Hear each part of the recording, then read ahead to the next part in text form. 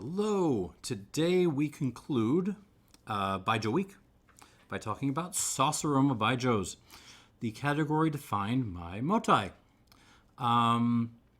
Motai is the other famous Baijiu. There's also Red Star, which is just kind of awful. Motai is the most in-demand spirit in the world, by miles. By miles. It is extortionately expensive, and honestly, I've never tried it. I've tried the baby version, Motai Prince here. But today we're going to see if we can do better. Today we're going to try a bunch of Motai alternatives. So other spirits made in the sauce aroma style from different distilleries. And that's the project for today. We'll come back to the Motai Prince in a minute. Okay, so yeah, let's get started. I have got this Jinsha 5-star diamond, and as with a lot of Baijiu discussion, things have to start out with the packaging and how the hell you get the things out of here. With this Jinsha, you have to kind of cut around the top of the box here. You open it up and you just lift it out. And by the way, this bottle, Jesus, this bottle is absolutely gorgeous. It is gold on navy blue. I know we've all decided that gold is like tacky now or something. We're wrong. This looks phenomenal. And yeah, wow. Okay. So I'm going to get this poured. I have these kind of slow pour things, which makes sense if you understand kind of the I guess the tradition of Baijiu, the way you should be drinking it. All right, next up, Honghua. And this one, you have to open up, there's these little tabs on the side. You'll pull them out. You'll lift the little boxy thing off. I was terrified I was going to tip this bottle over when I opened it. It's actually pretty darn stable.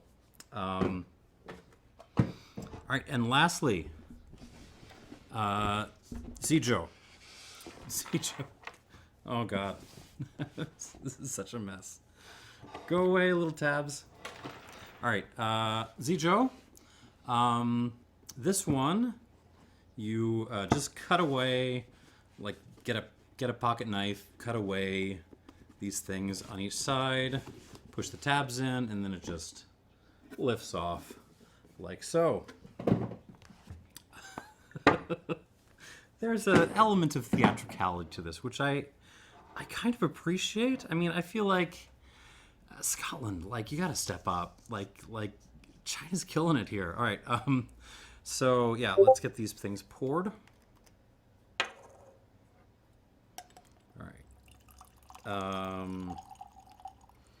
Now we have to talk about what sauce aroma is, because I mean, I reviewed the Motai Prince a while back, years and years and years ago.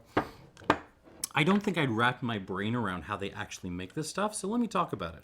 And I'm going to assume you already understand like the basics of Baijiu production. So, and if you don't, go back and watch the previous video. So let's explain how you actually make this stuff. So you're gonna take your grains, sorghum dominant, put them in your still, which is a steamer, as normal. You're going to steam your grains, and you're going to mix them around with your qu, as normal. Now, sauce aroma, being kind of like a fusion of one of the many fusions of strong aroma style and light aroma style, you're going to take your mix of qu and grains and put them in a pit, like strong aroma style, except the pits are like lined with stone. So they're, rather than like just kind of microbially active dirt and mud. And that's more like light aroma. So stone-lined pits. And they go in there, and so far you're like, okay, I got this. Now things get weird. Okay, from that point, you're gonna let your qu cook the grains up a little bit. You have saccharification, you have fermentation, you have all kinds of fun microbial stuff happening. And then you take your mix of fermented grain stuff out, and you put it in your steamer, which is also your still, for distillation. and you distill it, but you do not collect any of the spirit. You do not collect any of the spirit. So you blast this kind of solid state mass of fermented grains with steam. The alcohol turns into a vapor. It fights its way through this mass of solid up to the top of the still. But there's nowhere for it to go because you're not collecting it, right? So it's all reflux. It all stays in the system. And so at the end, what you were left with is, stillage, solid state stillage, dunder, if you're a rum person, and which has kind of been soaked with this, distilled spirit, alcohol, which just never got out of the system. And you're going to take that and you're going to mix it up with fresh grain and fresh chew. And then it goes back into the pit for another cycle of fermentation, saccharification, cooking, if you like. And then you do it again. And then you do it again. They do this like 7 or 8 times. I mean, it probably depends on the particular spirit and the particular distillery. But yeah, we're talking 7 or 8 times that they go through this distillation process. The last couple of cycles, they don't even add more grain. It's just more chew to kind of just juice the last bit of flavor out of this massive stuff. And then finally, in the last distillation, they actually collect the spirit. This cycle takes a year or so for one batch. And I mean, you look at prices on some of these and you think, that's a lot for a half bottle or something. But then you think about this process, this labor process. Oh my God! Like no one else, anyone complaining about making whiskey and complaining about the labor intensive process of making whiskey gets to complain ever again. Like you're talking getting this stuff in and out of a pit like 8 times. That's mind-boggling. So, and if you've been a fan of this channel for a while, I'm going to presume you understand the power of, long fermentation, right? And fermentation in a microbially complex environment. And, reflux, right? And also distilling with, your dunder, your stillage in the still. All those things add complexity. And what you get at the end of this process, and sauce aroma style, is an absolutely bonkers, extreme example of what you get when you combine all that stuff together. So, this is crazy. I cannot believe people are actually doing this, and even more so that it's so dang popular. So we're going to try these things and give them some scores. All right, first of all is the Jinsha.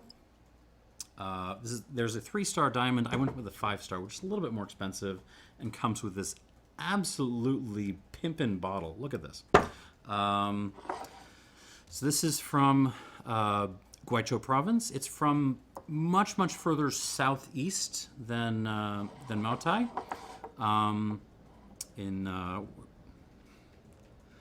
Actually the town is just Jinsha.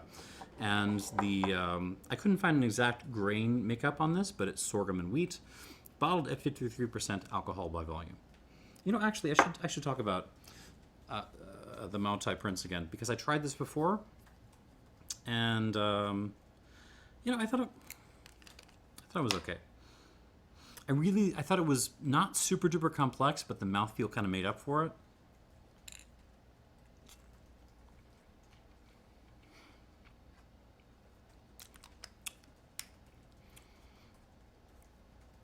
Yeah, so one thing I should add, sauce aroma Baijiu has a reputation for oxidizing a little bit. I know there's going to be like the oxidization skeptics out there who are going to come up to me like Chernobyl style and be like, would you like to explain how it is possible that a 53% ABV spirit can oxidize? But they do clay age this stuff, and apparently it does something. So There is some truth to it. This is less fruity than I remember it being. It's much more kind of like burned sesame oil, but it's not like any less pleasant. And it really, yeah, I mean, I guess I scored this 84 points, and I'm going to stick with that. Like it's pretty simple, but it really sells itself on pretty darn good mouth presence. So we're going to see if any of these, some of which are considerably cheaper, can top it. This one is not. This one is not cheaper. One thing about multi-prints, it was kind of expensive for what it was, and it's even more expensive now, years after I bought it. All right, starting out with this Jinsha 5-star. A little shy on the aromatics. It's kind of more prickly than the multi-prints. I would guess it's a little bit younger, less time in clay, a little bit more raw. But you know what? It works. There's like a, when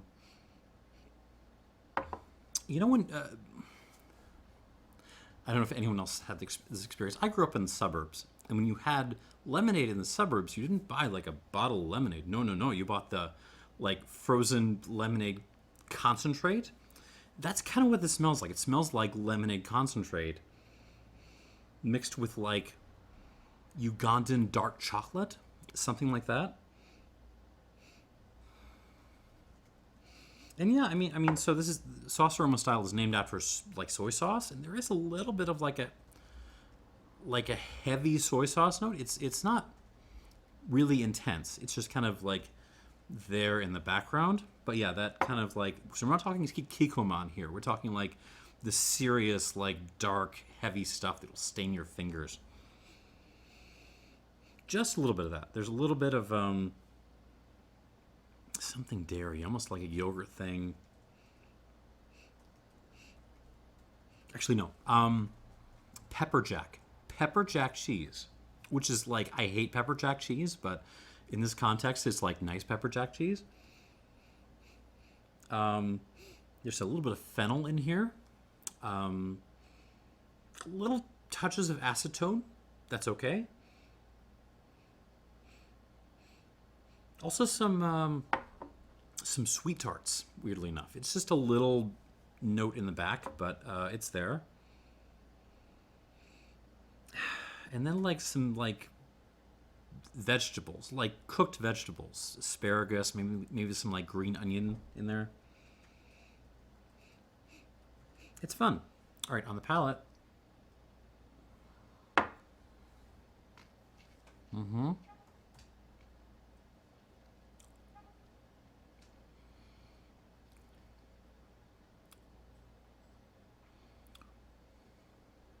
Yeah, so right off the bat, I'm going to say this doesn't have the mouthfeel, the kind of the mouth presence overall of the multi-prints. Maybe I'll just leave this here in the middle. And that might already lose a couple of people who like buy this for that kind of texture, because that kind of texture is really nice. But it's punchier, and I feel like this is more complex.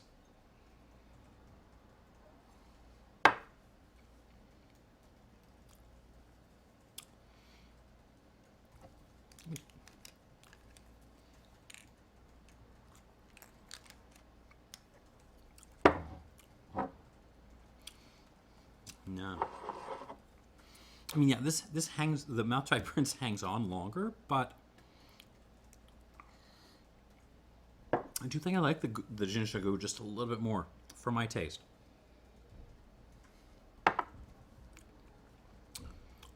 Sesame oil. Not burned, but it's been in the pan for a little bit. A little bit.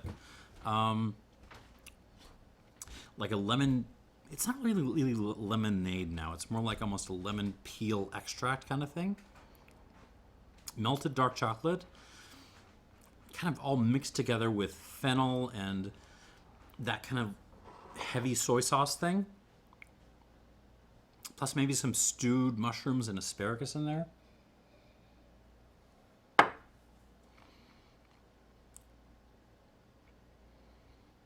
hints of orange peel, that kind of pepper jack note.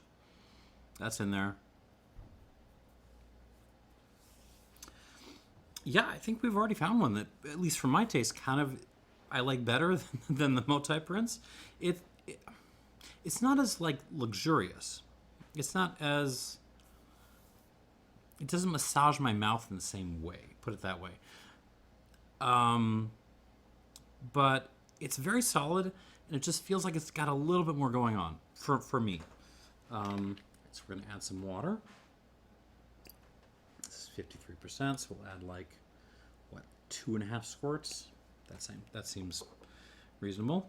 And then we will move on. This is kind of getting in my way, so I'm going to move to the side again. Sorry, Motai Prince. All right.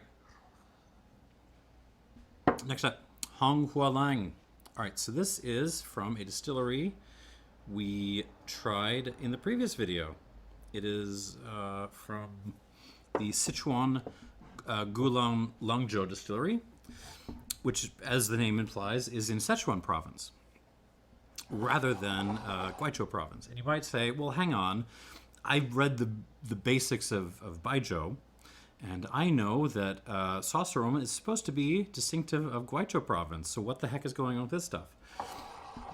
And the response to that is yes and no. So on the one hand, you're not wrong. It's sauce aroma is very much Guizhou based, but at the same time, it's become very popular in it's made in like all four corners of China at this point.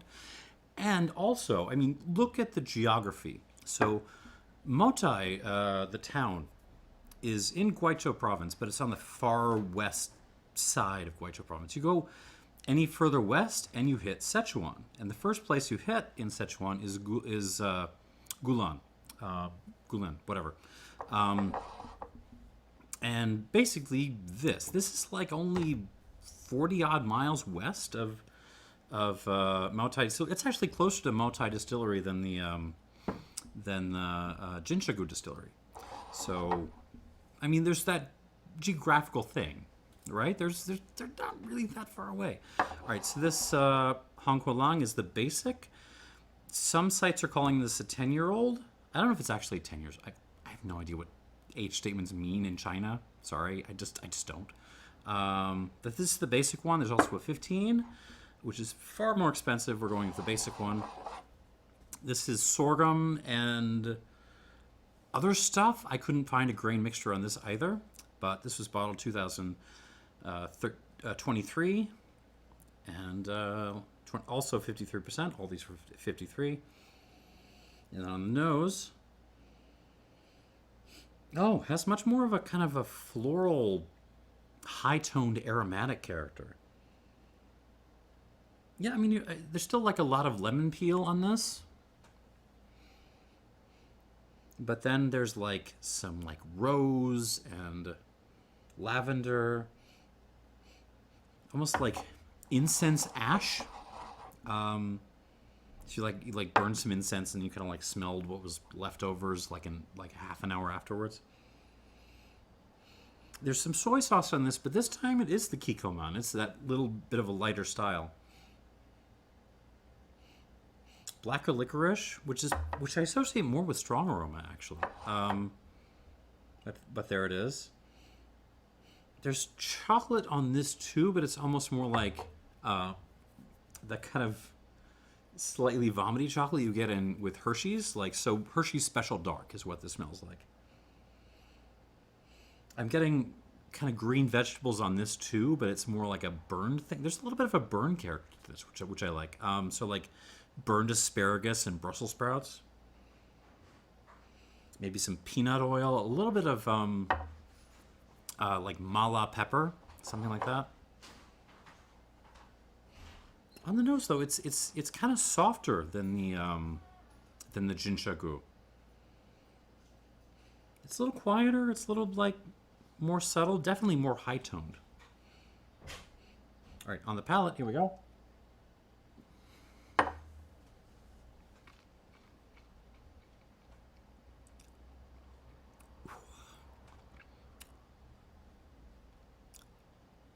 Huge. completely dominates the palate. This is awesome. Really long finish. So what are we getting here? We're getting, like, take some light aroma Baijiu, mix it up. I'm sorry, not a light, light soy sauce. It's been a long day. Take some light soy sauce, your kikkoman, mix it up with your lemonade concentrate. Throw in some of your melted Ugandan dark chocolate, some sesame oil, some like, there's some fruit in here too. Yeah, like, what is it? Like stewed plum, something like that. Some minerality, gravel, just put some gravel in there. Black licorice, all the stewed green vegetables and stewed mushrooms you can find. Throw all that together, that's what this tastes like. Very, very long finish. I mean, this for me is bringing the level of mouthfeel that the Maotai Prince brought, but it's bringing it with a ton more complexity. And yeah, okay. More complexity and just kind of more, I don't know, it's got the texture, but there's more going on in the texture. There's more kind of like grittiness, and I don't even know what I'm talking about. I like this more.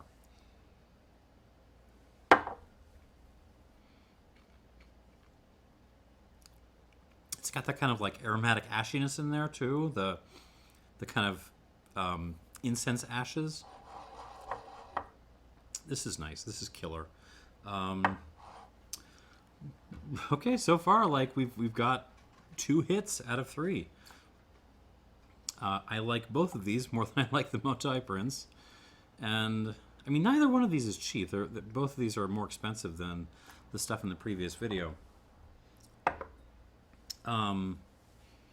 But they're not like super duper crazy. This one is getting crazy. This one is like $90 for this half bottle.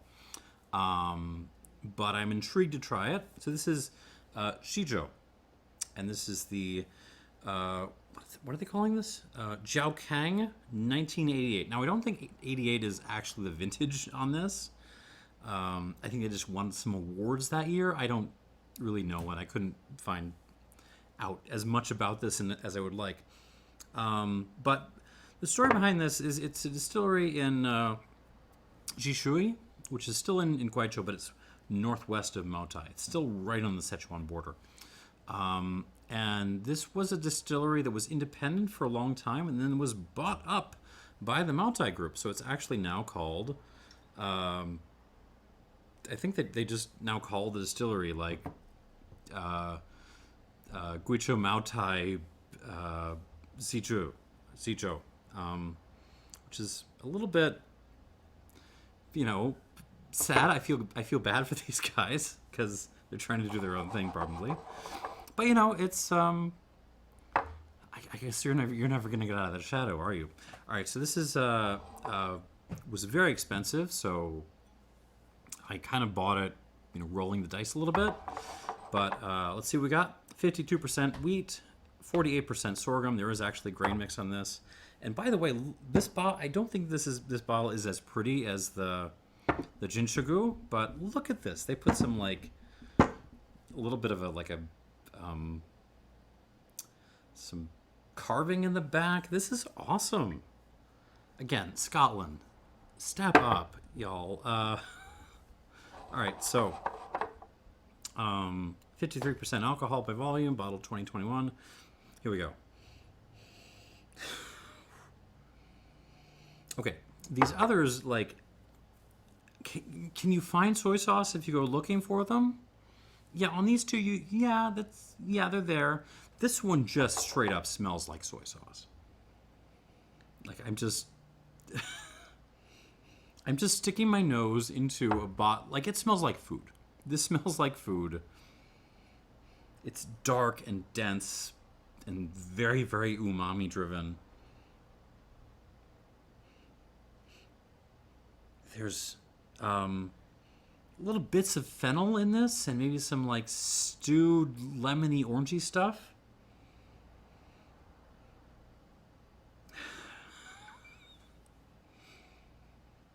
This is out there. This is fun. It's dark. It's serious and like grungy and a little bit rotten and muddy. And I yeah. There's some goat cheese in this. I mean, it's stewed vegetables, but it's going so much further than the Honghua line was. This, like, you've stewed the vegetables into goo at this point. There's little bits of like almost an old Mar kind of character to this, like old pomace brandy. So like grape stems. There's some like tobaccos, teas in there, but it's really like a side note to the intense soy vegetal, stewed vegetables kind of thing, the umami stuff. Yeah, there's some fruit in there. There's that kind of like stewed plum, stewed cherry kind of thing. I was getting a little bit on the Honghua line. Some aniseed. And something meaty as well.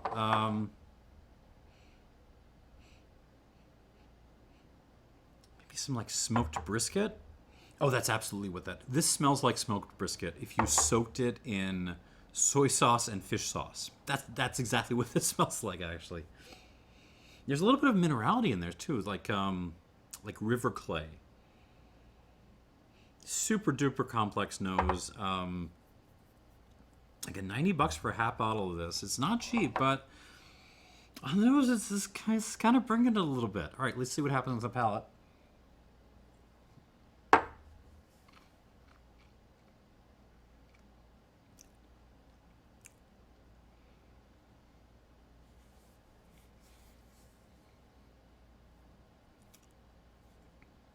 This is phenomenal. This is absolutely phenomenal. Wow. The finish just does not go away. It just... I'm still tasting this, and from the way it's just sustaining, I can tell I'm still going to be tasting this like 5 or 10 minutes from now. Wow. Okay. Let me see if I can get some descriptors on the table. Very, very, very umami. Heavy soy, like smoked brisket, soy sauce, some fennel aniseed in there. But then there's little hints of fruitiness. The lemon, lime, orange stuff, the plum.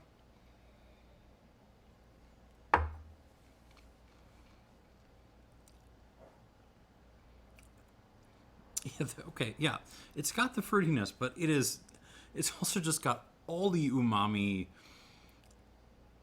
like just veggies stewed with tea leaves and tobacco, mala pepper again.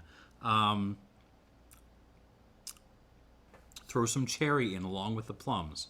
Even some blackberries too. Wow. I'm getting rancio on this. Like, there's no oak involved.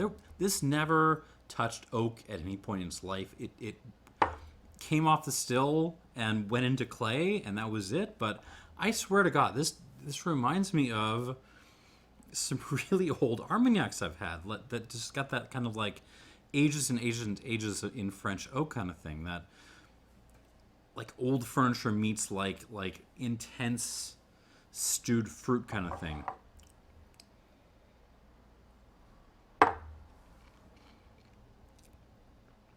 This is absolutely killer. That it's got that goat cheese thing. Fish sauce. I know none of this sounds appetizing, but it works. I mean, it's absolutely delicious. And it actually makes me want food, too. Like, I mean, we talked before about how well Baijiu goes with food, and this would absolutely crush it with food. There's a little bit of like a North Carolina style barbecue kind of character to this one. Western barbecue, the one with a little bit of ketchup in there to kind of, tame the vinegar a little bit.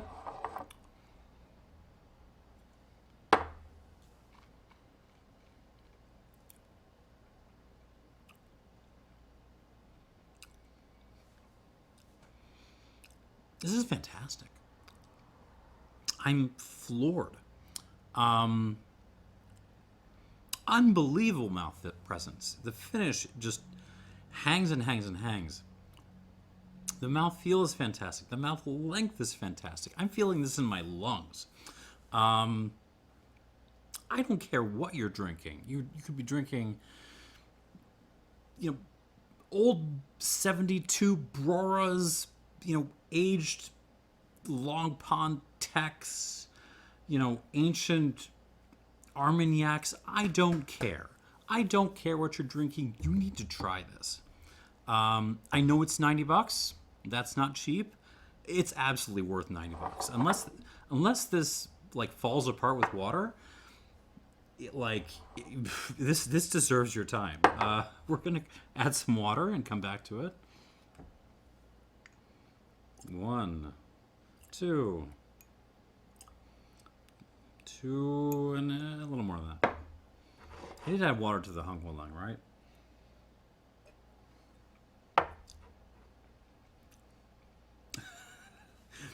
I'm trying the Honghua Lang. I mean, this has really, really good mouthfeel, the Honghua Lang. And it's absolutely just like a shadow of what this monster, the Jinsha, is bringing. I'm floored. All right, let's go through these one more time. So, nothing really wrong with the multi-prints aside from its being too much money. But yeah, it does not belong in the company here. We have 3 for 3 bottles that I like better. Yeah. Wow. Okay. Quite a video today. Hope you all are doing well. Okay, back to the Jinsha 5-star. I do love this bottle, though. Jesus, this looks nice. All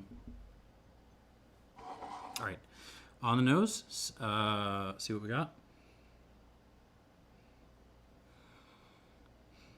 On the nose, the Jinsha gets a little bit more high-toned. So it moves a little bit more in the direction of the Honghua Lang. Well, not.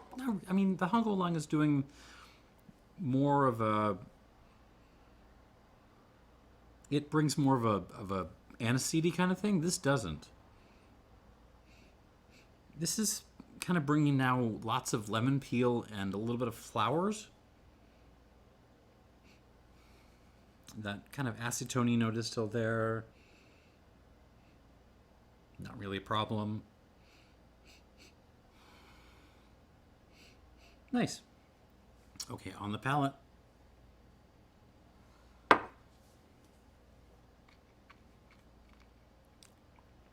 Water. Better. There's a big step up on the texture and the mouthfeel of this with the addition of a little bit of water.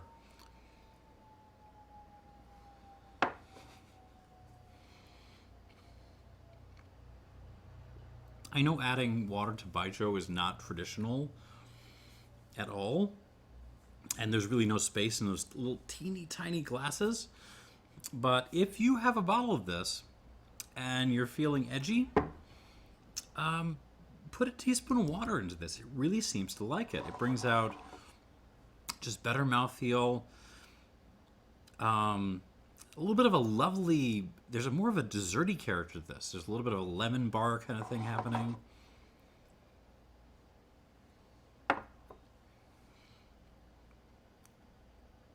This is solid. I like this. On my sheet here, I only gave it 85 plus, but it's 85 neat. I think with water, it actually goes up to an 86. So I'm going to call this an 86 out of 100. Really, really nice little effort here. Not too expensive. Worth seeking out. Above and beyond this. All right, moving on.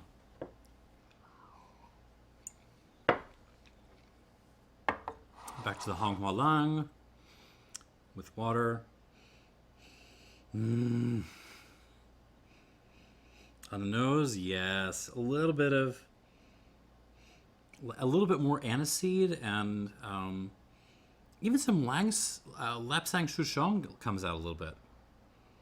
Even some mint happening on the nose now.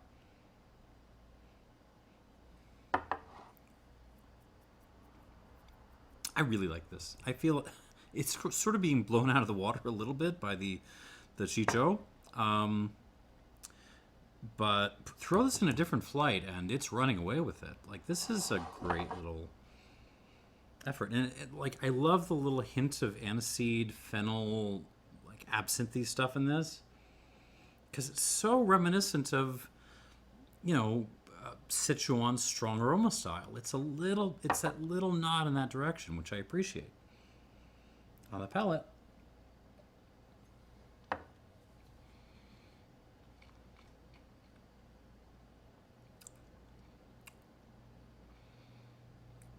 On the palate, with a Honghua Long, not a whole lot of change. It's kind of the same thing, but it didn't need a whole lot of change. It was terrific before. It's thoroughly excellent. Terrific, yeah, just really, really good mouth presence.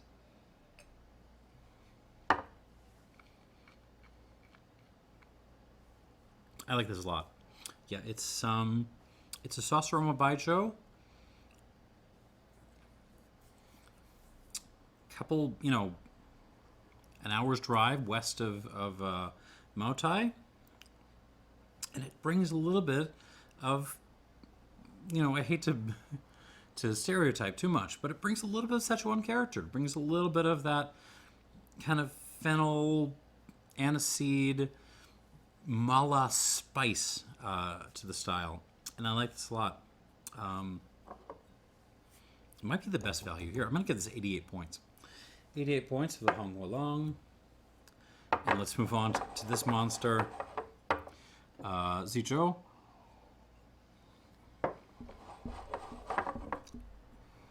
I'm a little scared. On the nose. On the nose, actually, it's the minerality that comes out with water. Yeah, okay. Now it's like a big old parade of rocks and clay and mud. No, but it's still got, the soy and lemon and all the like stewed stuff. This is just a great spirit. I mean, I don't know what else to say. Like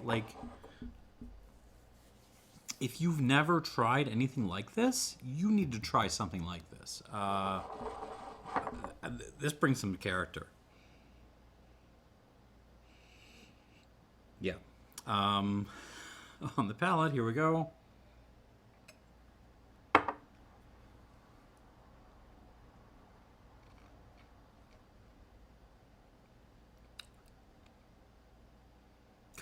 God. It's really, really good.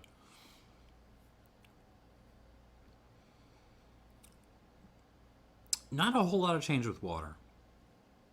Really, honestly not. It's maybe gets a little bit brighter, brings a little bit more kind of a orange plum element on the attack, but it doesn't really bring a lot of change. The mouth presence was phenomenal before. It still is phenomenal.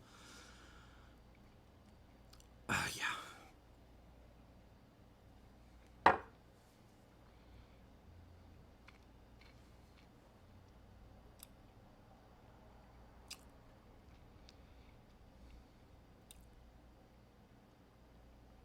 That is so good. I